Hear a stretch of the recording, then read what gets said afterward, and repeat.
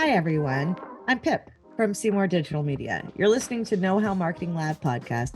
This podcast brings together different experts in marketing from our Facebook group, Cyberpunk Geeks Marketing Mixer. Each week we get on here and we talk about something search marketing like Google Ads or SEO, social media marketing from Facebook to TikTok, or website marketing. If you're a marketer or aspiring marketer, a business owner or entrepreneur, this podcast is for you. We're going to share the best SEO, search, social, and website strategies. We share tips and hacks, Google Ads strategies, what's going on in the current market. Each week we discuss something exciting and awesome in marketing. It is time for Geek Speak, and today we are talking about display advertising and what is it and how do we use it to our advantage. Is right. And will we introduce ourselves first? Yes. And so my name is Phelan, and I work at Seymour Digital Media, where we focus on SEO and Google Ads. And I'm Rina Little from Littleworks Indie Media, and we run a little agency in Vancouver. Awesome. And so I guess the place to get started first is going to be like definition, like what is it even? And I know that when we were putting together the notes, it was like kind of trying to find some boundaries, because like a lot of stuff is really display advertising when you kind of get into it of basic. It can be Facebook ads, it can be Google display ads. Okay. It can be. Let's wind that back just for one second, because I think we need a starting place before we expand it out. So typically it used to be, or most people thought of display ads as being the kind that you set up on Google where you get the images. So the banners and on websites, it doesn't have to be Google either. You can do it through other advertising platforms where you get Google banners and little boxes on websites when you go to visit them. So that was what display ads started out as, mostly because most platforms like Google AdWords and Facebook and all of those social media advertising places, they didn't really support, those platforms really didn't support images very well in the olden days, right? So we really sort of think of that display ads as being a very particular thing that you either do through web platform where it goes out on websites, or Google remarketing where it goes out on websites again.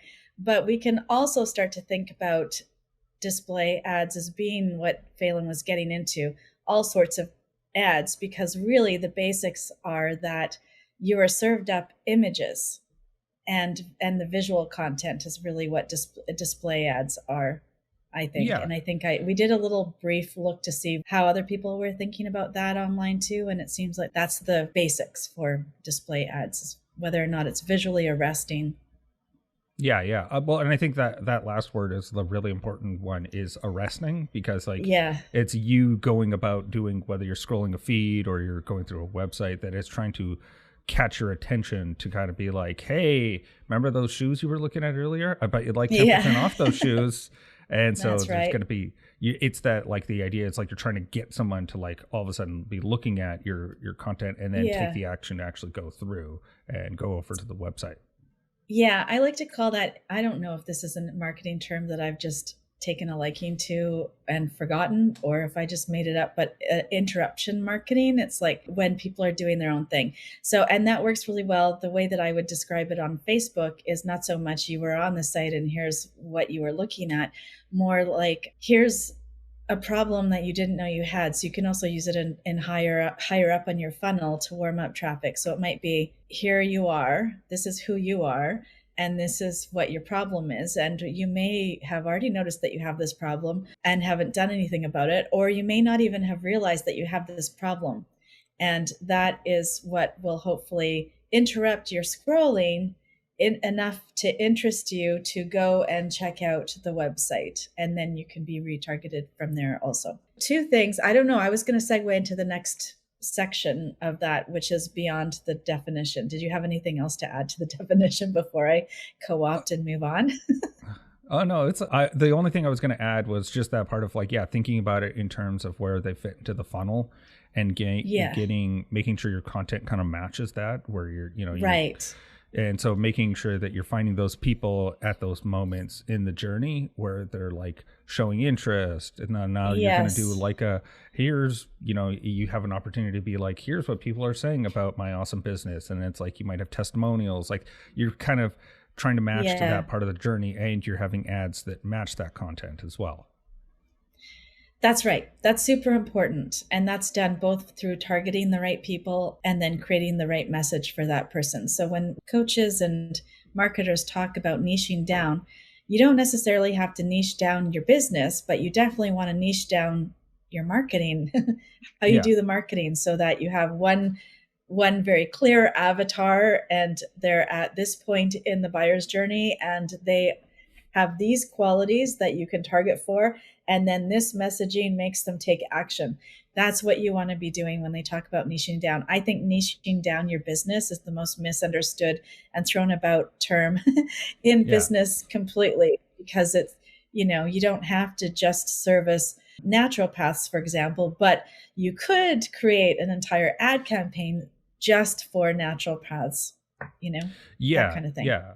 Exactly. We have a client that does Google Sheets, building scripts and like building them into like really complex systems. And so, he has like construction people that have like specific things out of it. So like while the service is generalizable to a lot of people, the problem solving and who it is can be targeted to like a specific group of people, because he's found that like construction people really good. They just don't even know that they have this issue. And it's like, oh, hey, are you looking to save time and headache?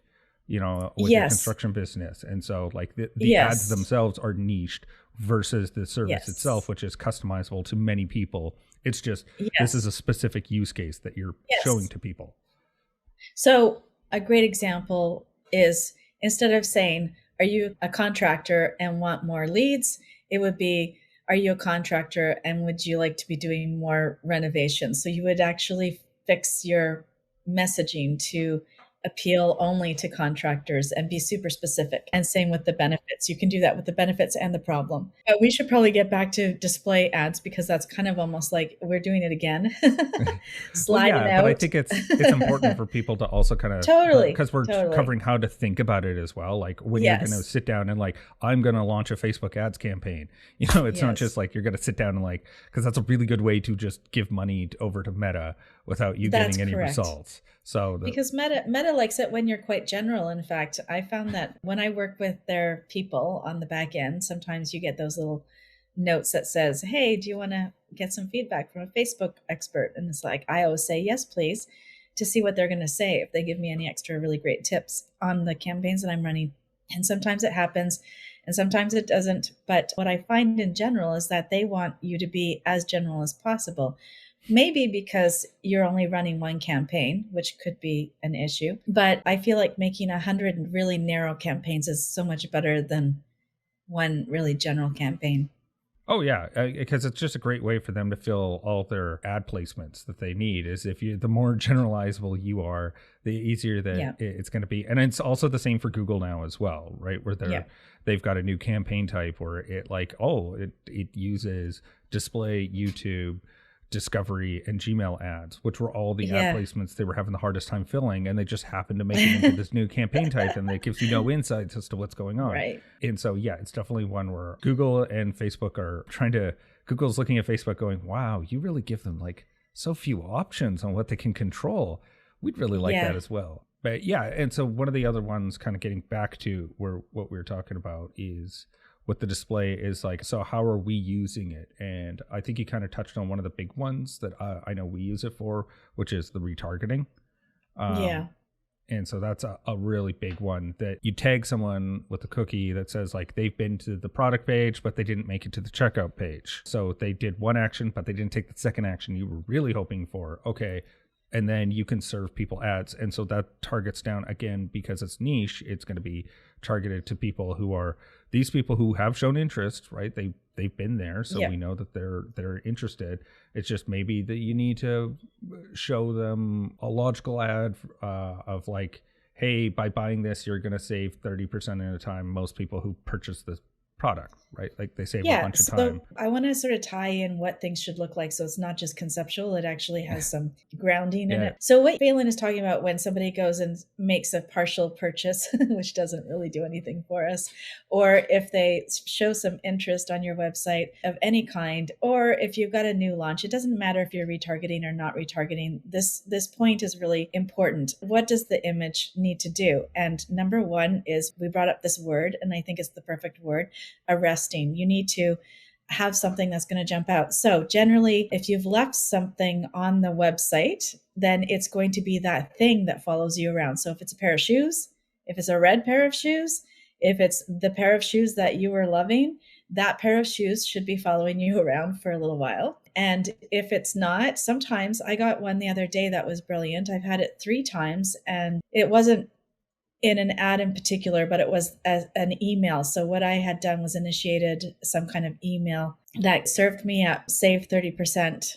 30% is going away tomorrow. 30% is going away today. 30% is available for one more day. And the actual image was arresting. Like, this particular website does not have sales of 30% very often, only twice a year from what I can see, because I've been following them for a while. So I want to make my purchases, if I'm a budget shopper, during those 30% off times of the year. I want to stock up on my stuff, right? So that is really arresting. It gets my attention. It's like, oh, okay, I got to do this now, because I am a customer of these people, repeat customer. So that is the thing that speaks to me in my buying journey. A new buyer, what we were talking about before, is I've gone to a new site. I'm not really sure about this company. I've never bought from them before, but boy, do I love those red shoes, right? So those red shoes follow me around for a while, and maybe it'll warm me up. Maybe not on this time, but maybe they'll retarget to me 6 months later, or 3 months later, or something after Christmas. When I get my Christmas money, maybe they'll decide to target me again. And that would be a top funnel retargeting effort, or maybe that's a more of a mid funnel, actually, when I think about it, because what I do in Facebook would be top funnel, and that would be getting brand new people that don't know that you have a website with beautiful red shoes on it that I'm going to want. And so what that needs to look like is also really arresting in the news feed. It needs to pop, or on Instagram, or wherever I'm looking at it. So it might be those really great red shoes, because if you have a product, it's a lot easier if you have a real sexy image of your product. That's going to grab people's attention if they're interested in red shoes or kettles, for example. That's another thing. If they want sleek design kettles and they are design forward thinkers, then as a marketer, I would target people who like that kind of design and who might be interested in brand loyalty. Then I would target those people and focus on the sleek design of the thing. If you're a service provider, you kind of have a bit of a disadvantage because you don't really have a sexy thing to show. And one of the things that I think most people make a mistake on is they try and be descriptive, and they use stock photography. So using stock photography is not terrible. And sometimes that's what we start out with in our marketing efforts because it's accessible to us. But what you want to think about is being descriptive. Like, for example, if I put Facebook into the search engine of a stock photography site, I'm going to get up those pictures with like Facebook icons and social media icons and things like that. Do I really want to do that? Probably not. That's not going to stop anyone in their tracks, right? Yeah. But there was one really amazing campaign I saw, and I don't even remember what the service was, but they used these wacky photos that have absolutely nothing to do with the product or service or whatever they were selling. It was like they were brightly colored. They were like these wacko guys with these crazy hair. It wasn't weird or threatening or anything. It was actually just goofy is the word I would use. And those photos popped out of the newsfeed for me. And I'm like, oh, that's interesting. What the heck is that? And since they're targeting people like me, because it was an advertisement, I know that they're targeting me. It's going to be something that's relevant to me, whether I realize it at that point or not. So that photo arrested me in my scrolling, and there was a term that I saw on TikTok, thumb stopping. We want our images to be thumb stopping. And I think that's just brilliant, right? That's the best way to describe what you want to have happen. So being descriptive is not always the best thing. Showing happy people, showing the effects of your service that will have on the person, showing people that people can imagine that they are. So you might want to consider diversity in your imagery, showing photos where people can insert themselves into the scenario, into the story, into the brand story, and feel the effects and the benefits of what you're offering. Those photos are probably going to be good. Want to know more about SEO? We've got a class for that. Our mission is to educate students about the right tools, techniques, and strategies to grow their businesses using the most up-to-date search engine marketing optimization techniques and tools. Find out more at knowhowmarketinglab.com. I think the opposite of what I'm talking about is, there was this big phase on Instagram where all the women mostly were doing like beautiful, gorgeous photos of lifestyle photos. And they were either in the light blue hue or they were in the light pink hue. And there was zero brand differentiation between those accounts. So I don't like, as even though I think, oh, that's pretty, I couldn't remember which is which company. I couldn't, you know what I mean? Like there was no sort of unique positioning in that imagery. It was just kind of, and it was limited to Vancouver. It was a really weird Vancouver fad or trend or whatever you want to call it that happened on Instagram. So arresting images is really the game. Okay, I'm going to stop talking. I just had coffee and I realized Phelan's not talking. So, okay, Phelan, do you have something to say? Yeah. Well, I was going to say it was a fun pro tip. Like once you've set up one like that as well, you can also do one that's like a logical counterpart. So that one, like the warm, fuzzy feeling. And so say maybe that doesn't work, but you say people that use my service save 10 hours a week. Yeah. And so you're using much more logical, like you can hit someone if they don't respond to one type of ad, you can respond with a logical type of ad. And it's like you could do testimonial and it's like, oh, I've saved blah, blah, blah by hiring so-and-so to take care of all of my accounting, whatever it happens to be. And so that way you're hitting someone with the logical as well. So it's that way you can kind of mix and match and then you're covering your bases because not everyone's going to respond as well to something that makes them more fuzzy. Maybe they need something that's like, like I just need to save time this week. Yeah. And how am I going to do that? Yeah. And so in Facebook, I'm not sure if you can do this in Google Ads, but in Facebook, you can actually create a whole bunch of ads under the same campaign and Facebook will push them all out. And then based on the algorithm, they'll push out the one that gets the better engagement or the better results. They'll start pushing that out more than the others. And so within a few days, if you wanted to do some tests, this is a great way to test. I test all of my imagery. That's where I start with. I test my images, which is the most arresting. And then you can finesse and optimize the display ads for their title and their description and all the other stuff. And then you, of course, we've had previous lives on this where you also need to address your landing page or whatever page the ad takes you to. But start with the arresting imagery, try a different selection. Of course, remain within your brand guidelines. If you haven't organized a brand, then perhaps this is one way where the brand can reveal itself. So that's the other thing. Branding is done ongoing. It's not something that you get done and it's finished. Brand includes a lot of things, primarily imagery and other things. Maybe not primarily, that's not very fair. So people think of the imagery first when they think of branding, they think of their logo. And then they think of the imagery that goes with their logo and their website and all that stuff. But really, when you test and tweak, your brand sort of evolves over time, and it should. You want to remain consistent with your brand and work with somebody that knows a little bit more about brand. But your brand, if you're trying to force the brand on the thing and it's not speaking to your audience, then that's might be a suggestion where you might want to change a few things. Like maybe your color palette isn't sufficient. Maybe your language needs to change because you're speaking, like the best way of thinking about this is the language that you're using going to work with Gen Z or boomers? Because the same language is not going to work for both. That's all I know. right? So you might need some help working on finessing your messaging on your ads also. So display ads are really a lot. When we talk about display ads, we're talking about all aspects of most ads. You know what I mean? Like there aren't that many ads that are outside of the term display ad anymore if we're considering them to be about imagery. Yeah, exactly. Like even as I said at the start, the Google is moving towards Performance Max, which is like very visually, you're putting in videos, you're putting in images, your logo. They're taking in a lot more stuff these days with the Google ads. Like obviously the text ads are still going to be the text ads. So but that's a different one altogether because that's more intent based versus what we've been talking about, which is like arresting. So that's kind of the biggest difference is you're going to have people that are like going to Google and literally typing in, I want to know about plumbers near me.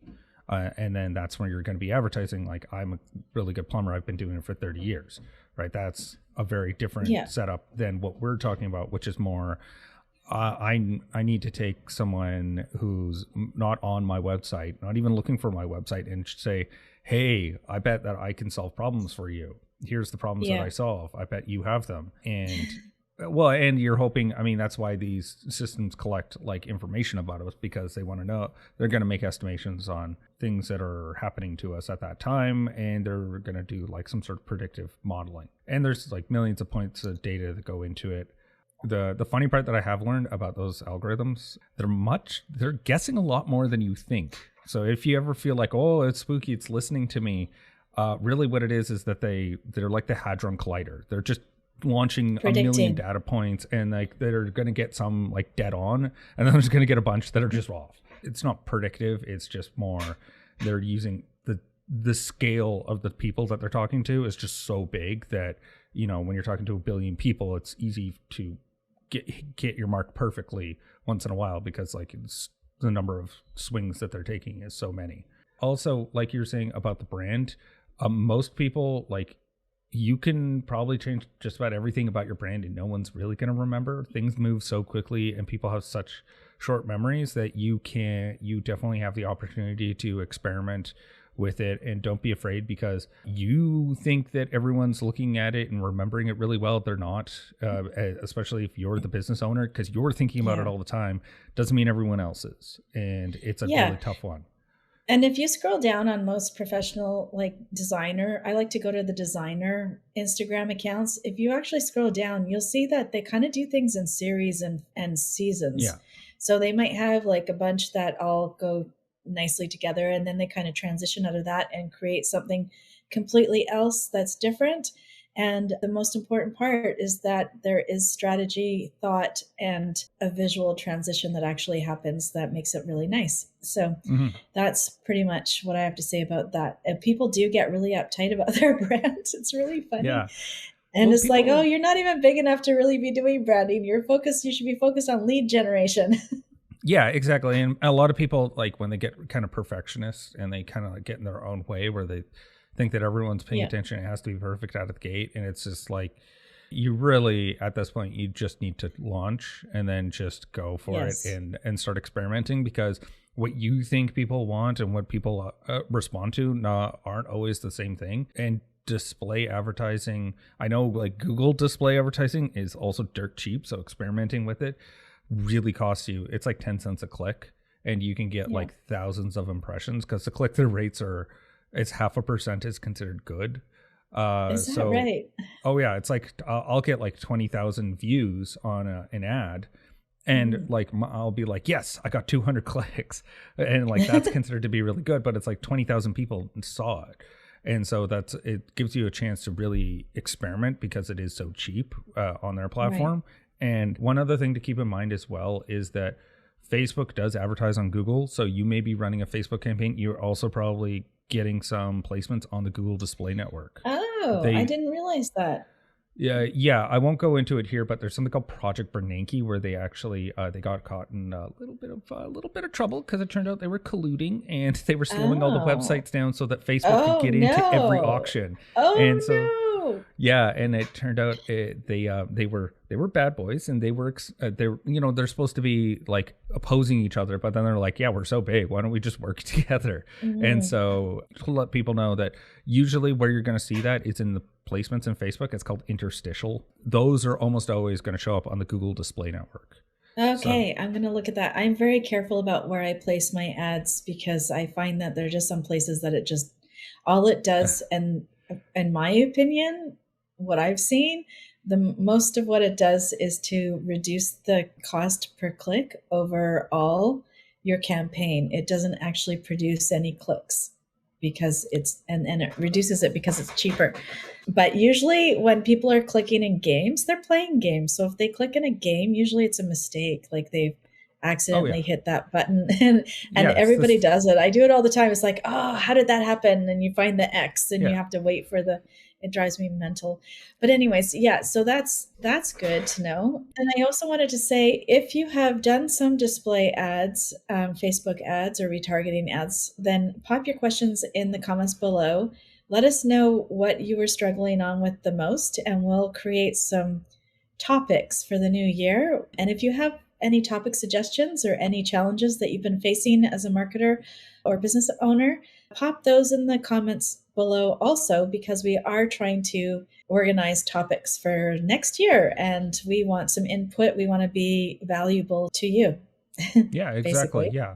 It's definitely, we're going to be open to suggestions. I just had an idea. I might set up like a Google form as well. So if anyone has like any topics or anything, and just that's a good idea. Anonymously just drop off, because all we're looking for is just like, hey, I think that this would make or I'm interested in this. What do you guys think? And so I'll probably create just a quick Google form just so that people can fill it out. Terrific. Because I think that would be a good one for us. I wanted to touch on something now. I remember that you had said that something about when you're doing the display ads, that it's kind of like the funnel, but it's kind of breaking down how to look at them and see what's doing well. Is like, I start off looking with, did I get impressions? Yes or no? Okay, I got impressions. Did I get clicks? Yes. Is the click-through rate, like, it's the dividing clicks by the impressions, the click-through rate, is that good? Like 2%? Yes. If it's not, I need to improve the quality of the ad, because it's obviously it's not speaking to the person. For me, yes, that's the first step. If it's not speaking to the person, that's step number one. For me in Facebook, we get an opportunity to optimize for landing page views. So that means that they'll only send it, if you want someone to go to a landing page, they'll only send it to people who have previously clicked links and landed on a page. And I find when I optimize for that, the numbers are better. I get better data because I don't really care about clicks in a sense. I do, because that tells me that the messaging is correct. But if I lose the clicks through the landing page views, like if there's a huge distinction between clicks and landing page views, sometimes that means that your landing page doesn't load fast enough and people move away. So that's the first clue that there's a tech issue in your funnel. So that's my biggest tip for now, is try optimizing for landing page views and see if that changes. If you're looking for clicks to something that doesn't include landing page views, I'm not even sure what that would be. I can't think of a good example. But you might, what would you click to? You could click to shop. That's a new one. I just got advertised. So there's like because they have like the checkout in Facebook and Instagram, but I forget. Oh, right. That's right. I don't have any. Yeah, I don't have any clients that are doing that shop on Facebook anymore, but that is true. So that in that case, a click would probably be fine and probably cheaper than landing page views. But landing page views, I find the Google Analytics matches up better. So the results on the Google Analytics match much better to the Facebook insights. And if you are waiting until the end of your campaign or to check your Google Analytics numbers, that's probably not the best. I usually check the insights, check the Google Analytics, so I can see what's happening and where we're going not quite right. Anyways, we've gone way over. We've gone over. I could talk about this forever. I as well. Yeah, but definitely we're super excited to answer any questions people have. Keep an eye out for that Google form for any topic questions or ideas that you guys might have. More than happy to take feedback from you guys in the new year for these Geek Speaks. And that's all to say that my name is Phelan. And I'm Rina. And that's it for now. Okay. Join us next week. We are actually going live in Facebook group Cyberpunk Geek Speak. So if you're viewing this elsewhere, please join us there. And we go live every Thursday with some tips for you. And that's all I have to say, because obviously I didn't practice. Yeah, no problem. That's it. Bye for now.